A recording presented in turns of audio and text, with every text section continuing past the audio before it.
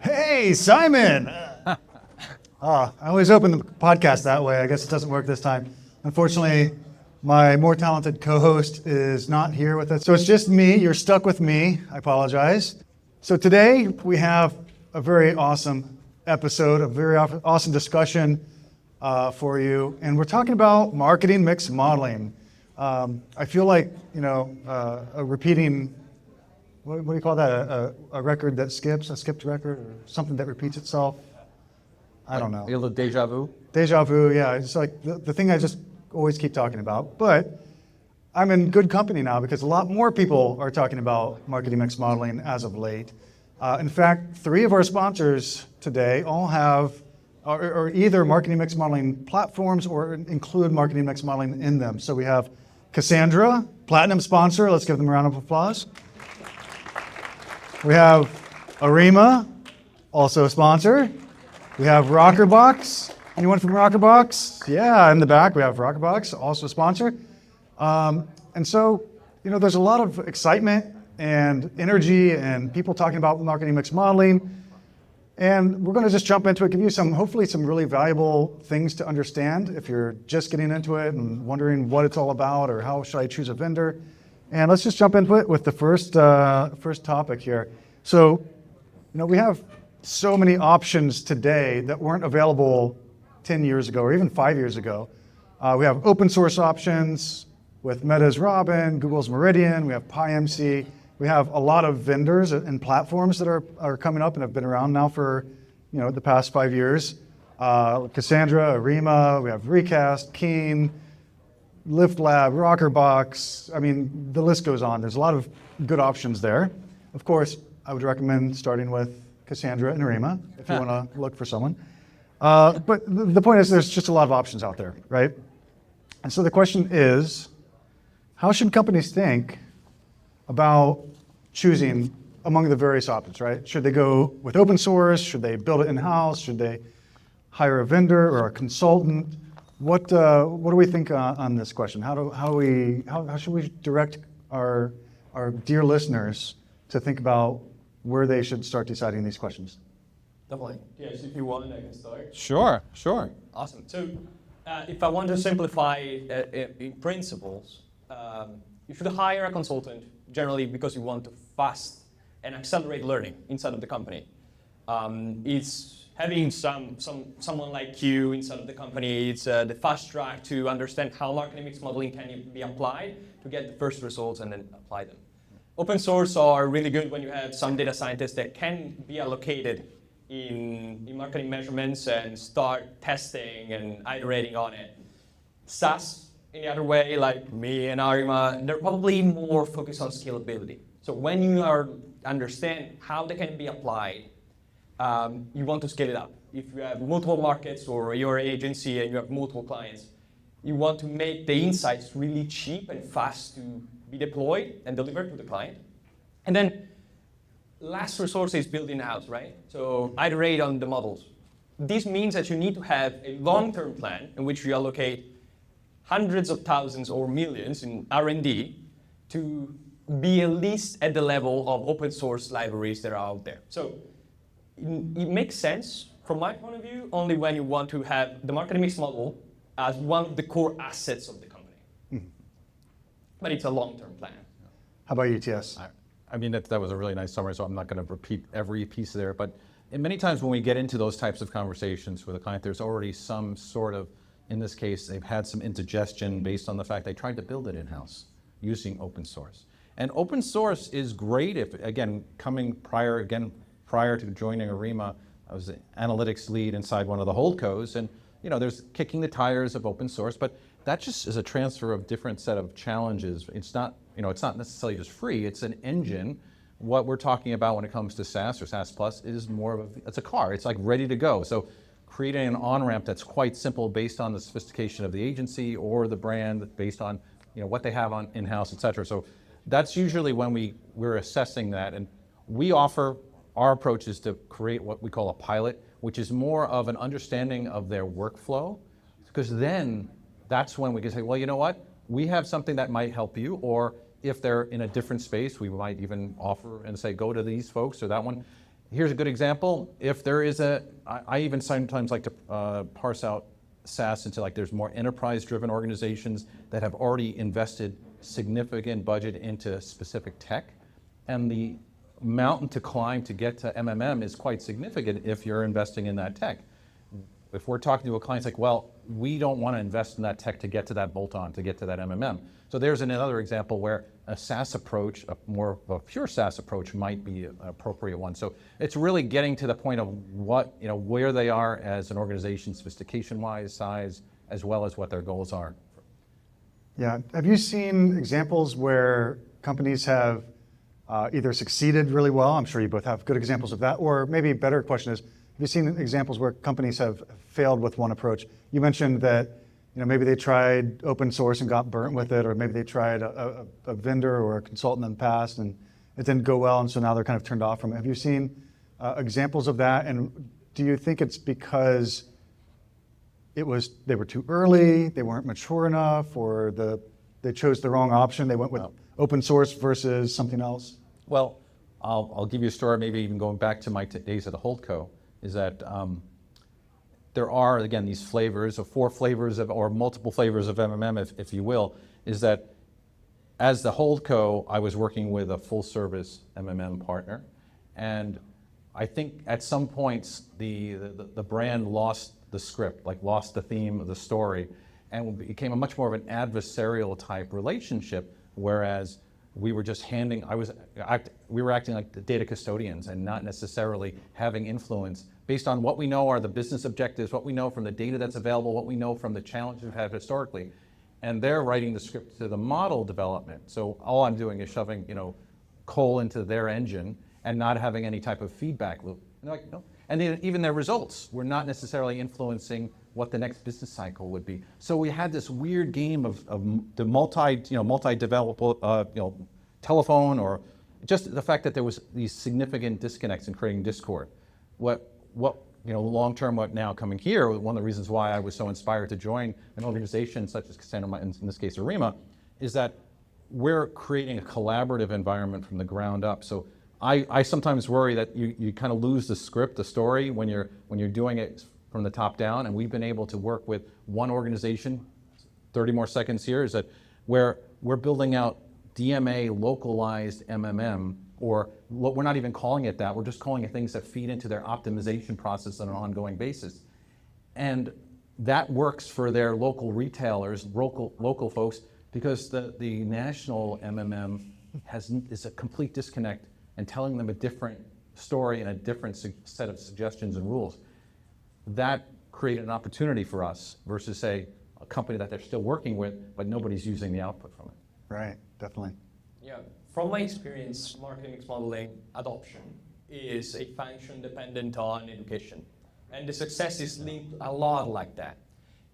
We've had clients searching and adopting MMM or Cassandra just because of the buzzword, not understanding really what were the difference between incrementality measurements and how incrementality measurement is estimated versus how tracking works, which is the normal education in the market on how to measure performances.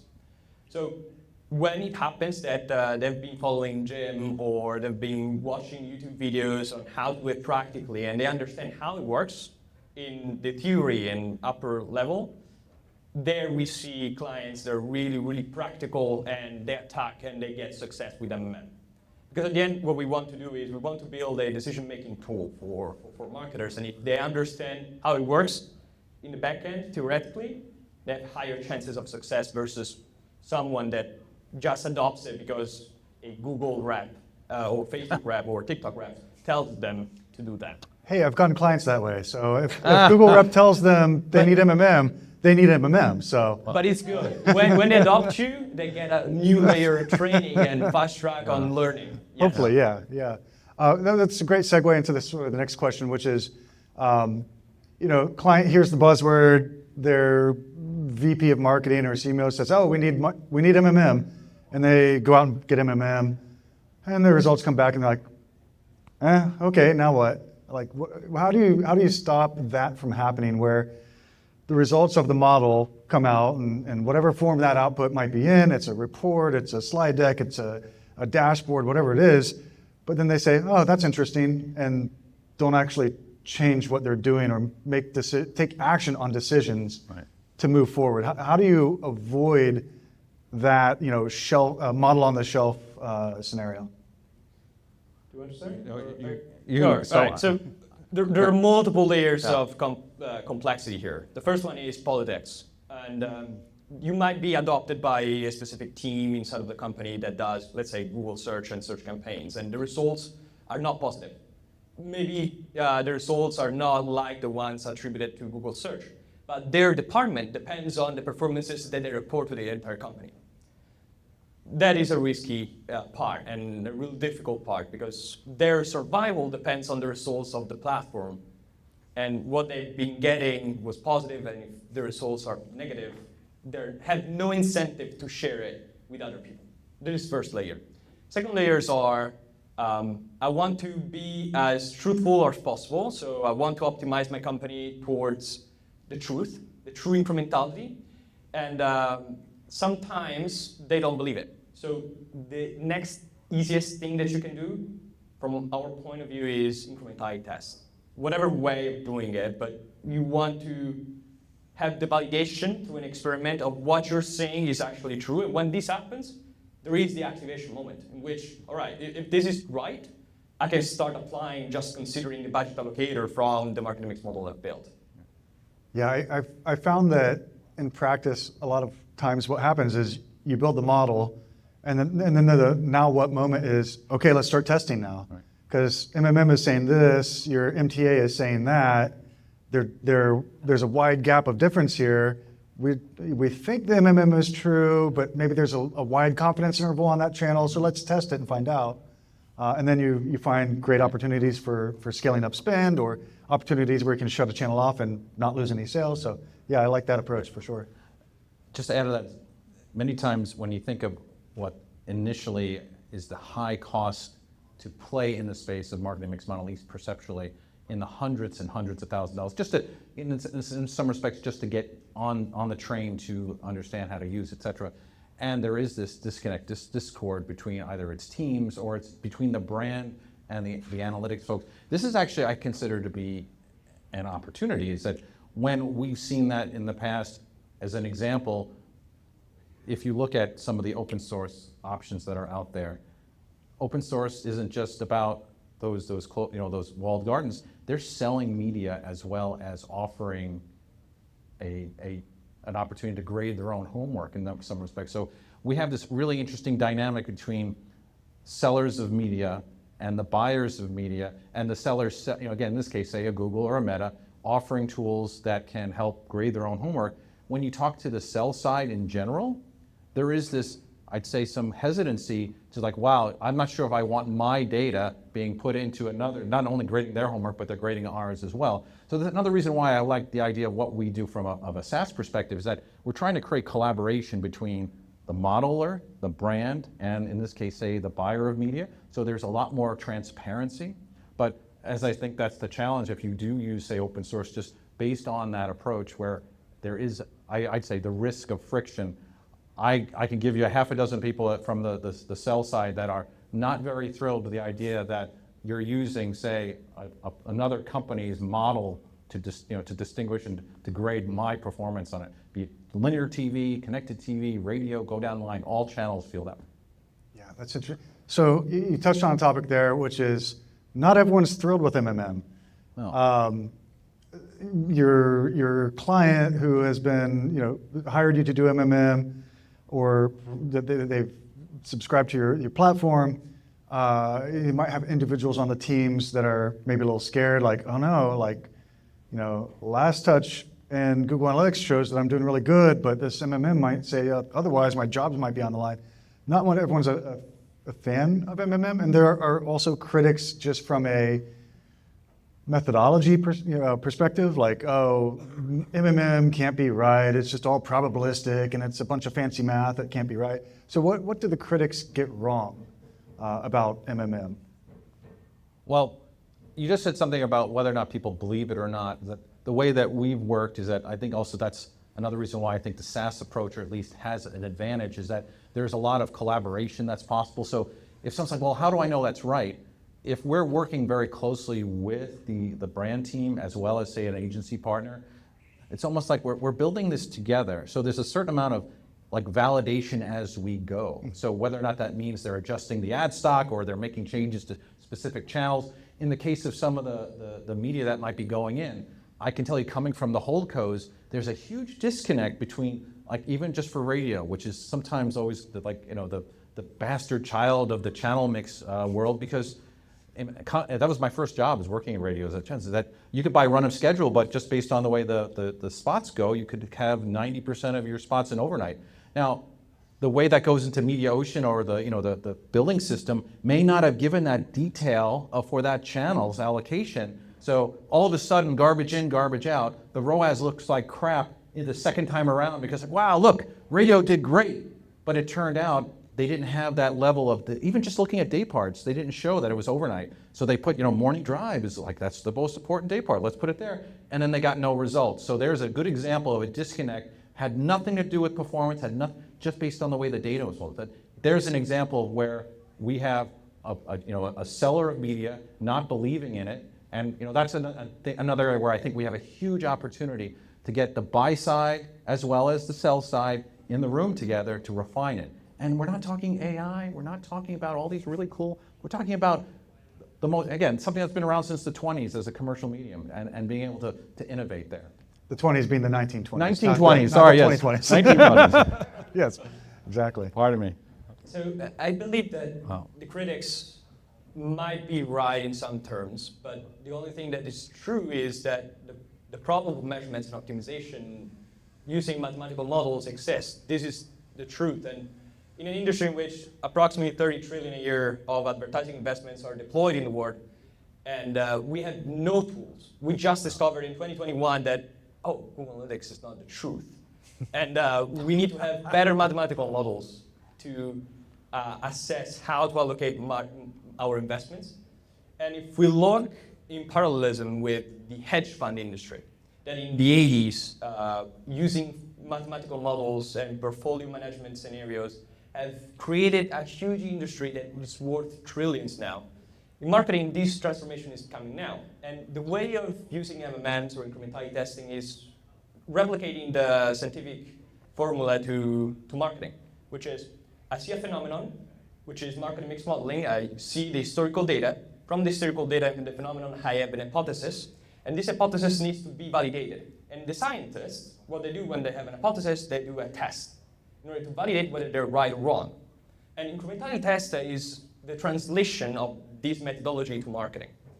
It might be wrong, but the important thing of the critic is it might be wrong, but you need another solution. What's the other solution that we can implement to enhance these methodologies? Yeah, I think you touched on a big part of the challenge, and you've also mentioned part of a solution to this challenge, which is that marketers are, at least certain groups of marketers, are coming off this sugar high of deterministic attribution, last click, multi-touch attribution, where past 10 years or so, that was the way we did it, and we thought it was true. And now they're being told, no, you need to use a probabilistic measurement. And I think getting comfortable with that is hard. Yeah. And I really feel for the marketers that are used to that, looking in Google Analytics and saying, okay, here's my ROAS. And now they're being told, well, it could be between here and here. Right. We're not sure, but this is the range.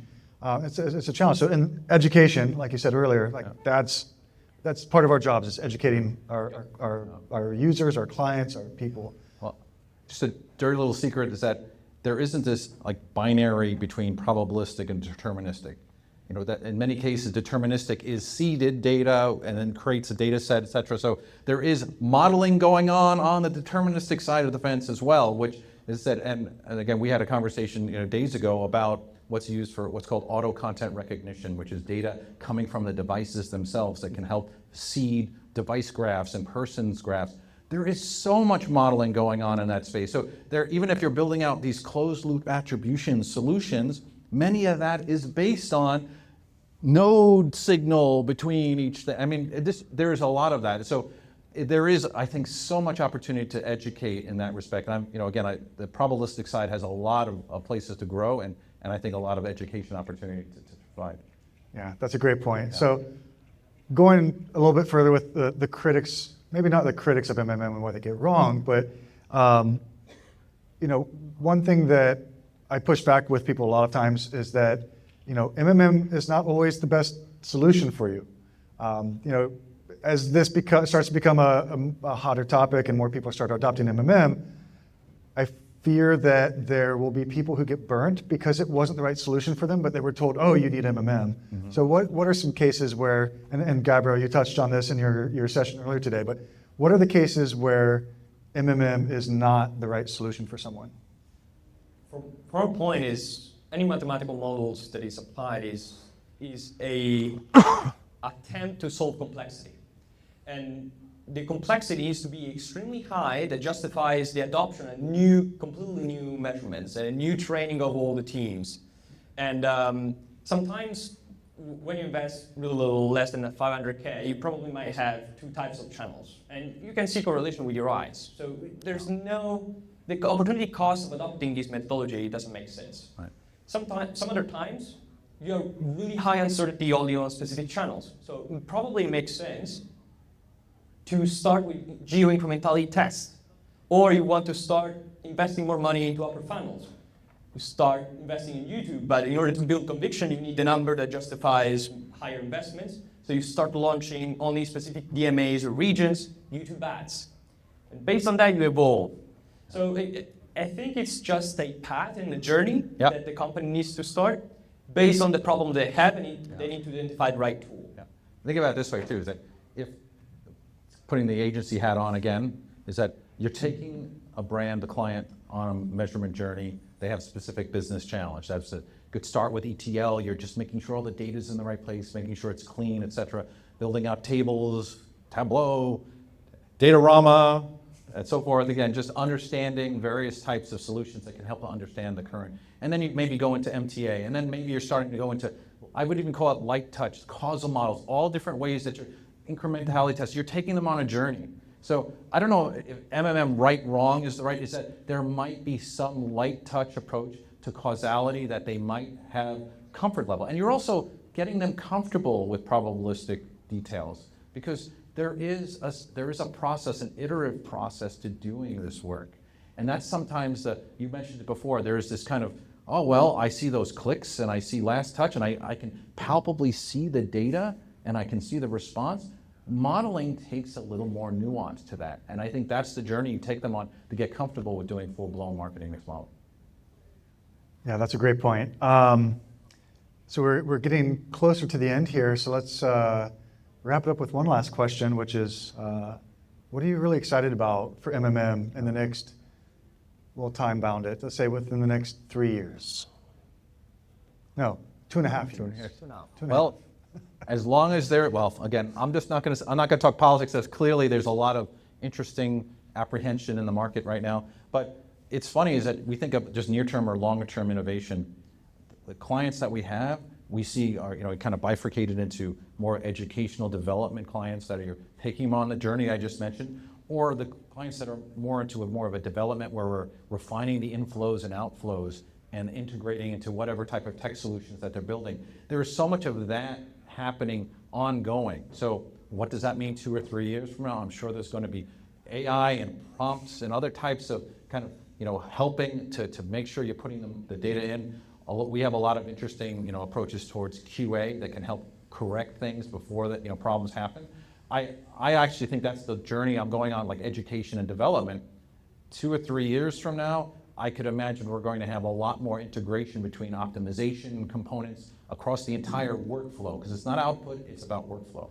Right, we just saw Facebook announce the integration with Google Analytics, right, to use Google Analytics data as the optimization target. So I could see a scenario where maybe we have the output of an MMM feeding into the platforms, which would be amazing. How about you, Gab? So there are 2 main points on the future for MMM or measurements in general. First one is adoption depends on how easy adopting and interpreting and setting up everything is. So what we're going to see in the future is more tools, definitely, like ourselves, developing things that make the user experience easier. so easy both to connect the data, clean the data, set up the model, train it, and then interpret the results. The second layer is the main problem that we see in the market is there are open source codes that allow you to train a model with specific frameworks, but they don't allow you to build robust models, which is the new problem that we see right now.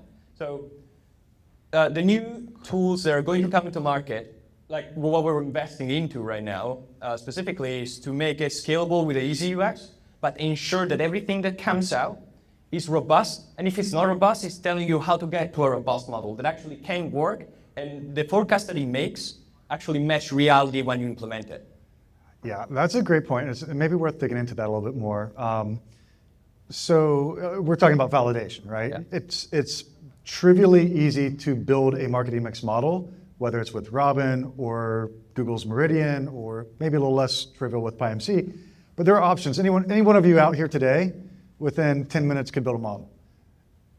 It's probably not a good model, right? And how do you know if it's a good model or not? And it's through various forms of validation, out of sample forecasting, things like that, parameter recovery exercises, whatever way that you can validate the model needs to be done. And I'm surprised that hasn't been more of a focus for the open source tools, right? They give you the tool to build the model and then say, yeah, just pick one that looks good. They don't have anything built in for validation. They kind of do lip service a little bit on the validation side. And I don't mean to pick on Meta and Google. Please do. Please. Well, but they have done a lot of great for the MMM Let's industry. all vote, absolutely. They're raising awareness. I just wish they would focus more on the validation side. So maybe that's the next 2 or 3 years. But one thing that PyMC really is good at is actually implementing the system. So PyMC has the MTS system to validate how robust the model is, and then uses hedge fund techniques in order to understand how to distribute the budget. And this is just the first step. It's a small part, and they started it. It's kind of interesting how a private library started searching for it. I had a talk with the product team, one of the other open source library, and they are also working on model stability assessment and validation of the models. So it's kind of something that is going to evolve into, and everyone is searching around that to R&D and help as many people and companies as possible in order to build robust models that can be implemented. Right. And in our future gazing moments here, is AI going to do marketing mix modeling for us? Okay, wait.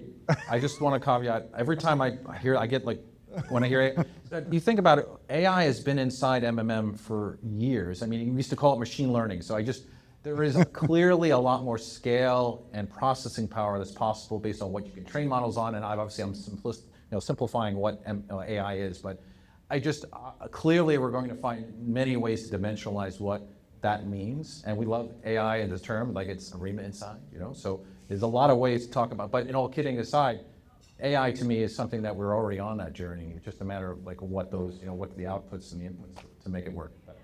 Yeah. Sorry.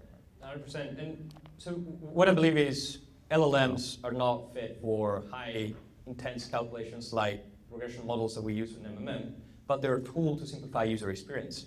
So for example, companies like SY, they're building on creating system and agents that connects to the data, clean the data automatically, and then chat with the data in order to do exploration analysis, define how to set up the models, and then interpret it. Mm-hmm. All these steps are done manually right now. Yeah. So the LLMs are really good if they're implemented correctly to simplify the user experience and make it accessible for non-technical people. The less technical people can adopt a tool, the more people are going to use it and leverage it. 100%. If I could just, the only challenge I see on that journey is that there is still this comfort level of like, I don't know if I trust the model, and there is still that kind of black box, perception. I'm going to make a couple prompts. I don't know what the training set was, all of that detail. Wow, it's telling me to increase budget here, or there's still a lot of opaqueness to that process, which is hard to, I'd say, illustrate maybe a mid-level marketing person that's in charge of a budget. So I do think it's a long education journey to get there, but it is, I think, a worthwhile one to go on. 100%. Yeah. Yeah. All right. So we didn't talk about this ahead of time. I'm going to throw you a slight curveball and see if anyone is up for some audience questions. Okay. Oh, wow. We're good? Live questions? Okay. See how this goes. Does anyone have a question? I should have asked if anyone has a question first. Who has a question about MMM that they're just dying to ask? All right, you get all the smart questions. there. Here we go. Okay. Wow. Go ahead and say your name, where you're from, and your question. My name is Mi, and I work for a digital bank called Camon. We're super small Series A startup. So my question for you is, currently we don't have so much data. We only have less than 1 year's marketing data. Who would you recommend us to use the data?